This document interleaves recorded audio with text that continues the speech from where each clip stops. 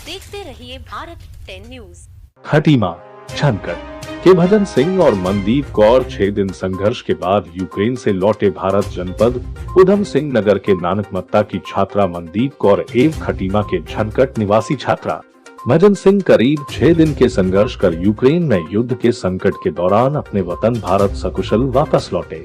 आपको बता दें कि यूक्रेन और रूस के बीच युद्ध के हालात के कारण भारत के विभिन्न जगहों से यूक्रेन पढ़ाई करने गए मेडिकल छात्र छात्राओं में उत्तराखंड के उधम सिंह नगर जिले के नानकमत्ता तहसील के रहने वाली छात्रा मनदीप कौर पुत्री दिलबाग सिंह एवं खटीमा तहसील के अंतर्गत रहने वाले छात्र भजन सिंह पुत्र जोगिंदर सिंह करीब 6 दिन बाद यूक्रेन से भारत पहुंचे और वही छात्र ने अपने ऊपर अपनीति भी बताई। इसी बीच छात्रों ने कहा कि अभी भी उनके कई सहपाठी यूक्रेन के युद्ध वाले हालातों में फंसे हुए हैं, जिनके लिए सरकार को कड़े कदम उठाने चाहिए और उन्हें भारत लाना चाहिए। वहीं घर वापसी लौटे छात्र छात्राओं ने बताया कि यूक्रेन की में युद्ध जैसे हालातों के बीच कई जगहों से छात्र लौट नहीं सकते क्योंकि रेल ब्रिज टूट चुके हैं और इन कारणों से यूक्रेन में फंसे हुए छात्र रोमानिया एवं पोलैंड बॉर्डर पार नहीं आ पा रहे हैं। इसके लिए भारत सरकार को यूक्रेन के बीच जाकर रेस्क्यू कर यूक्रेन में फंसे हुए छात्रों को निकालने को कहा। वहीं छात्रों ने अपने भविष्य की भी चिंता जाहिर की और कहा माता पिता की धन की पूंजी और छात्रों के करियर के बारे में अब भारत सरकार को सोचना होगा। गौरतलब है छात्र भजन सिंह 2 साल की पढ़ाई पूरी कर चुके हैं और अब 3rd सेमेस्टर की फीस भी भर चुके हैं। भजन सिंह ने भी पढ़ाई को लेकर और अपने भविष्य को लेकर चिंता जाहिर की। भारत 10 न्यूज से ईश्वर सिंह की रिपोर्ट। मैं 3rd ईयर का स्टूडेंट हूँ और मैं मेडिकल की स्टडी MBBS कर रहा हूँ टन्नूपिल मेडिकल यूनिवर्सिटी से। और जैसे हमें पता चला कि 24 को अटैक हुआ है कीव में, तो फिर हमने 25 को हमने भी सफ़र शुरू कर दिया था पोलैंड के लिए। तो एडवाइजरी में ये लिखा था कि पोलैंड सेफ है और तुम जो जा सकते हो उस तरफ। तो हम निकले थे 25 की रात को और सुबह पहुंच गए थे 26 सुबह करीबन 7 बजे। तो फिर वहाँ से हमने जो बस थी तो उसने हमें 60 किलोमीटर पीछे छोड़ दिया था क्योंकि वहाँ पे क्राउड और जाम वगैरह था, क्योंकि यूक्रेनियन पीपल्स कम से कम 4 लाख के आसपास थे वहाँ पे। तो इसलिए हमें पैदल चलना पड़ा कम से कम 55 से 60 किलोमीटर। वहाँ से 9:30 बजे के करीबन हम पहुँच गए थे पोलैंड। लेकिन वहाँ पर अलाउ नहीं कर रहे थे यूक्रेन पीपल्स इंडियन पीपल्स को, और जो ब्लैक पीपल्स नाइजीरियन के हैं उनको अलाउ नहीं कर रहे थे। बट जो उनके पीपल्स थे यूक्रेनियन तो उनको ही जाने दे रहे थे। तो फिर हमने वहाँ पर स्टे किया 2 घंटे, लाइन में खड़े रहे लेकिन कोई रिस्पॉन्स नहीं था, हमें जाने दे नहीं रहे थे बिल्कुल भी। फिर उसके बाद एक साइड में थोड़ा मतलब अपना वहीं पर ही लेट गए रोड के आसपास ही। फिर करीबन 11 बजे के आसपास 11-12 बजे के आसपास एम्बेसी का एक मतलब जो भी कार्यकर्ता थे वो आए वहाँ पे। तो फिर उन्होंने बसेज अरेंज की क्योंकि वहाँ पे ठंड बहुत थी, अराउंड -8 डिग्री सेल्सियस था टेम्परेचर। तो फिर बसेस के थ्रू हमें लवीव छोड़ा गया एंड फिर लवीव से हमें वहाँ पे 2 दिन स्टे किया।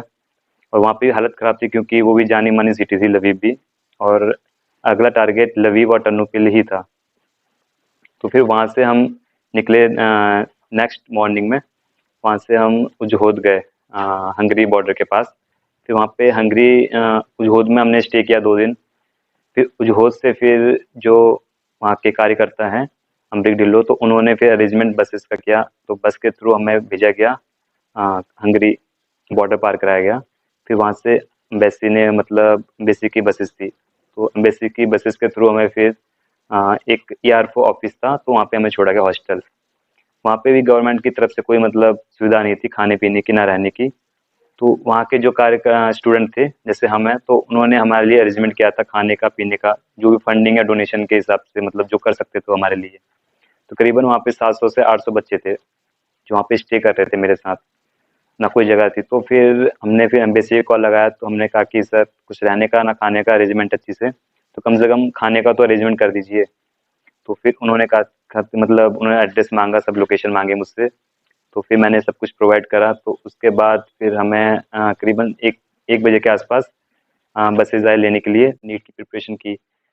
तो फिर 2 साल वहाँ लगे और ऊपर से जो हमारा मतलब पैसा बर्बाद हुआ, कम से कम 20 लाख 25 लाख के आसपास मतलब चला गया वहाँ पे। तो उसके लिए हम गवर्नमेंट से ये अपील है कि कुछ अरेंजमेंट करना चाहिए जो इंडियन स्टूडेंट हैं यहाँ के।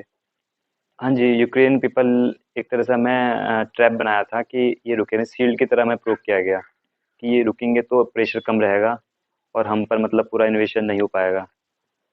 के रोमानिया बॉर्डर पे ऐसे वीडियो काफ़ी आई थी, वहाँ पे लड़कियों पे मतलब टॉर्चर कर रहे थे और बॉयज़ पे मतलब डंडों से मार रहे थे। ऐसे पोलैंड पे भी मतलब काफ़ी ये हाथापाई हुई थी। तो कोई अरेंजमेंट नहीं था, जो हमारे पास था लेके चले थे हम, ब्रेड वगैरह और जो भी था हमारे पास थोड़ा बहुत, तो हम वही लेके चले थे। तो रास्ते में लेकिन कुछ पीपल थे जो यूक्रेनियन, जिन्होंने हेल्प किया हमारे, जगह जगह पर अपने घर के आगे स्टॉल लगाए थे फ्री ऑफ कॉस्ट, मतलब लाइक बिस्कुट हो गया, चाय हो गई और मैगी वगैरह खिलाई थी उन्होंने।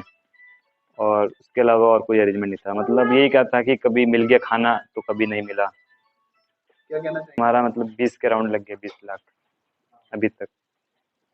नहीं जो 15 से 20 हज़ार लग गया, मतलब फेयर में जो किराया वहाँ से हमने करके आए, क्योंकि जब हम पहली बार आए थे तो 1800 यूएच लगा था, तो उसका मतलब है 5 हज़ार के आसपास उसकी कॉस्ट आती है इंडियन करेंसी में पहली बार। फिर उसके बाद हमने 3 बार फिर से हमने बसेस बुक की थी, जिसमें एक बार 4 हज़ार दिया, फिर उसके बाद 4 हज़ार दिया हमने और एक बार 3 हज़ार दिया था। एड्रेस मांगा, सब लोकेशन मांगे मुझसे, तो फिर मैंने सब कुछ प्रोवाइड करा। तो उसके बाद फिर हमें करीबन एक बजे के आसपास बसेज आए लेने के लिए। तो उन्होंने कहा था कि मतलब होटल में तुम्हारे अरेंजमेंट करवा रहे हैं।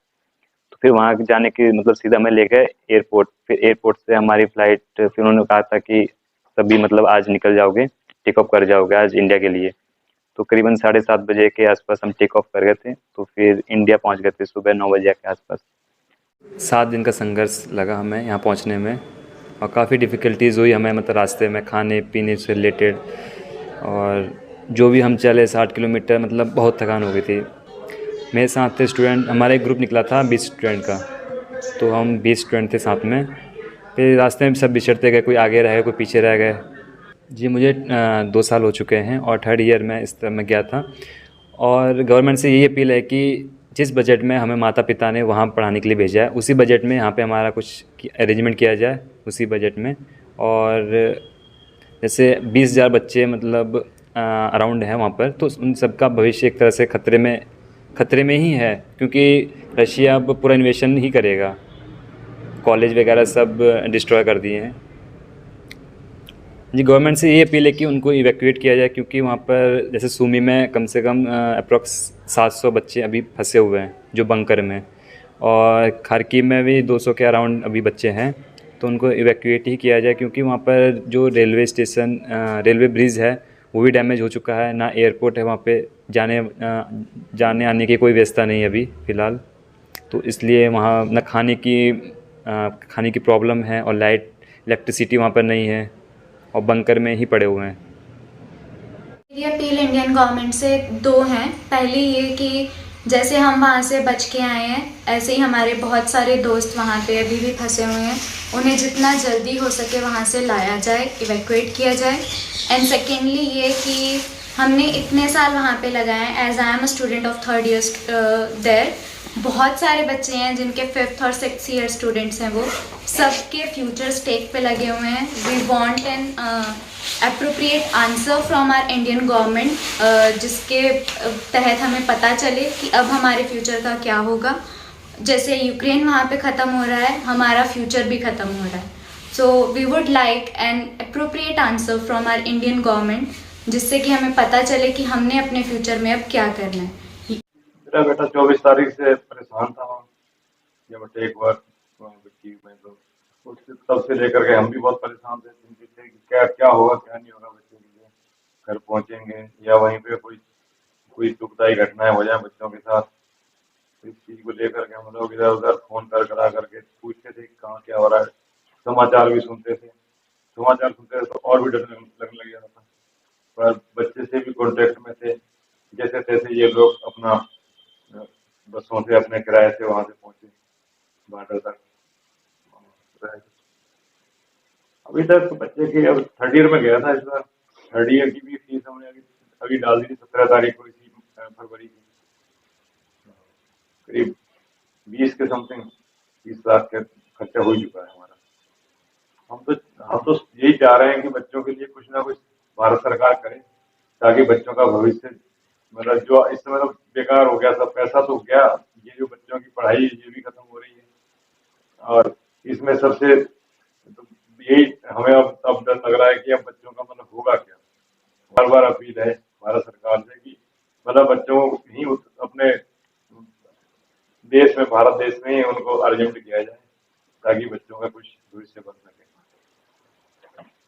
मेरे ख्याल ये जी हम लोग सामान्य में आते हैं, सामान्य वालों के लिए तो बहुत मेहनत करने के बाद भी नंबर नहीं आता था।